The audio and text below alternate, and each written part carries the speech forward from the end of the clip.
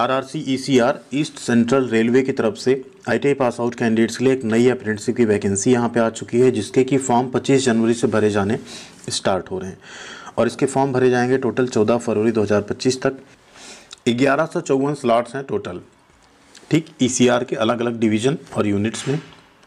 अब बात करें यहाँ पे कि फॉर्म ऑनलाइन भरे जाएंगे, पहले आपको बता दिया हमने। डिवीज़न जो होता है आप उसको यहाँ पे चूज कर सकते हैं। मोड ऑफ सिलेक्शन आपका यहाँ पे मेरिट बेसिस पे होगा। 50% 10वीं के मार्क्स, 50% आईटीआई का आपका जोड़ा जाएगा। दोनों का एवरेज मिला के जो बनेगा उसके अकॉर्डिंग आपका यहाँ पे मेरिट बना के फिर सिलेक्शन किया जाएगा, ठीक है। वो चीज़ यहाँ पे आपको क्लियर है। अब इसके बाद अगर बात करें वैकेंसी का, किस किस डिवीज़न में कितनी वैकेंसी है, ठीक। Have to choose only one division, यानी अगर आप दानापुर चूज करें तो आप सिर्फ दानापुर से अप्रेंटिसशिप का फॉर्म भर सकते हैं। ये बड़ा गड़बड़ है।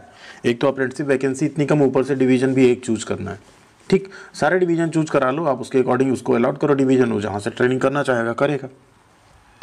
बट फिलहाल जो यहाँ पे है दानापुर डिवीज़न में अगर देखें तो फिटर की कुल 201 सीट है, वेल्डर की सिर्फ 8 सीट है, मैकेनिक डीजल में 37 है, आरईसी में 75, फोर्जर एंड हीट ट्रीटर की 24 है, कारपेंटर की 9 है, इलेक्ट्रॉनिक मैकेनिक के 142, पेंटर जनरल 7, इलेक्ट्रीशियन 146 और वायरमैन की 26, कुल है 675 सीट।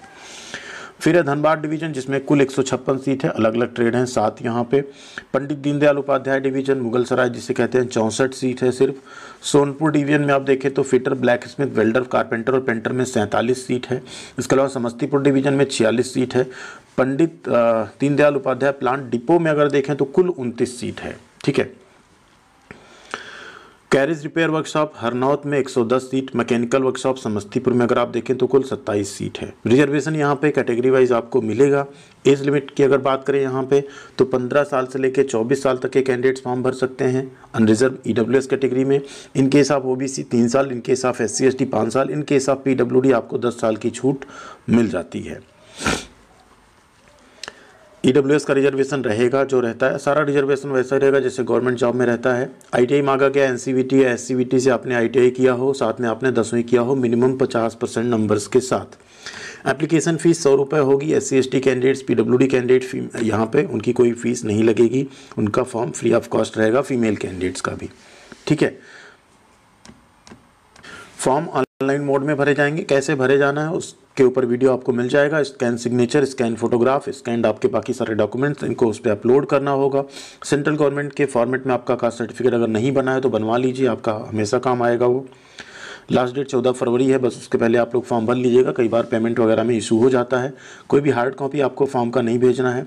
1 ईयर की आपकी ट्रेनिंग होगी, उस टाइम पे आपको स्टाइपेंड मिलेगा। कोई भी हॉस्टल फैसिलिटी आपको यहाँ पे नहीं दी जाएगी, ये चीज़ यहाँ पे क्लियर है पहले से। मेडिकल फिटनेस आपको बनवा के ले जाना होता है डीवी के टाइम पे।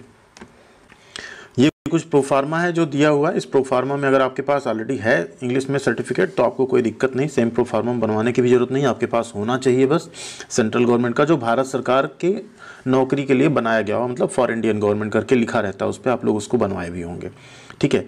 नीचे अगर आप देखें यहाँ पे तो ये है आपका ईडब्ल्यूएस के लिए सर्टिफिकेट का प्रोफार्मा। इसके नीचे डिसेबिलिटी सर्टिफिकेट का है। इसके नीचे आप देखें तो मेडिकल फिटनेस स्टैंडर्ड है, जो आपको डीवी के टाइम पे बनवा के ले जाना होता है जब आप शॉर्टलिस्ट होते हैं डीवी के लिए। तो ये तो हो गई अप्रेंटिसशिप की बात। अब बात करें इसका आपको बेनिफिट क्या मिलेगा। तो देखिए बेनिफिट सिंपल है। रेलवे अप्रेंटिसशिप का एक बेनिफिट तो आपको मिलता है, 20% का रिजर्वेशन मिल जाता है आपको लेवल 1 की जॉब में, ठीक है। जैसे अभी देखिए 32,438 पोस्ट है, उसमें अप्रॉक्स आपका जो है 6600 पोस्ट आप सबकी है, ठीक है।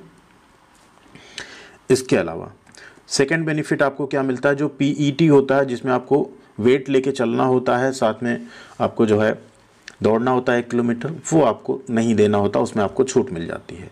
और थर्ड बेनिफिट आपको मिल जाता है यहाँ पे 1/3 जो आप अप्रेंटिसशिप में स्कोर करते हैं उसका वेटेज आपको दिया जाता है 2/3 सीवीटी एग्जाम को जोड़ते हुए, जिससे आपका सिलेक्शन कम नंबर पे भी हो जाता है, क्योंकि अप्रेंटिसशिप में जनरली 80, 85, 90% तक आप स्कोर कर लेते हैं। फोर्थ बेनिफिट जो कि एक हिडन बेनिफिट है, आपको मिलता है एक एनएसी सर्टिफिकेट, जो कि 1 साल के एक्सपीरियंस सर्टिफिकेट की इक्विवेलेंट माना जाता है एमएसडी के नए नियमों के अनुसार। तो ऐसी कई सारी जॉब रेलवे के बाहर आती हैं जिसमें आईटीआई प्लस अप्रेंटिसशिप मैंडेटरी होता है, मस्ट होता है, वहाँ पे आप इस सर्टिफिकेट को अप्लाई कर सकते हैं। इसके साथ आप फॉर्म भर सकते हैं जहाँ एक्सपीरियंस या अप्रेंटिसशिप मांगी जाएगी। जैसे नाल्को, बीएमएल, बीईएल में आती है वैकेंसी, सेल में आती है कई बार वैकेंसी, इंडियन नेवी में आती है वैकेंसी, MDL में आती है वैकेंसी, उन सब में आप एलिजिबल हो जाते हैं अप्रेंटिसशिप के साथ फॉर्म भरने के लिए। तो ये कुछ बेनिफिट्स हैं जो आपको रेलवे अप्रेंटिसशिप से मिलते हैं। बट फिलहाल रेलवे अप्रेंटिसशिप से बेनिफिट तो आपको तभी मिलेगा जब सरकारी नौकरी आएगी और रेलवे में ठीक ठाक पोस्ट आएगी, जो कि इस समय आ नहीं रही है, जिसकी लड़ाई जारी है। होपफुली हम लोग ज़रूर जीतेंगे, वो सब आपने चैनल पर देखा ही होगा।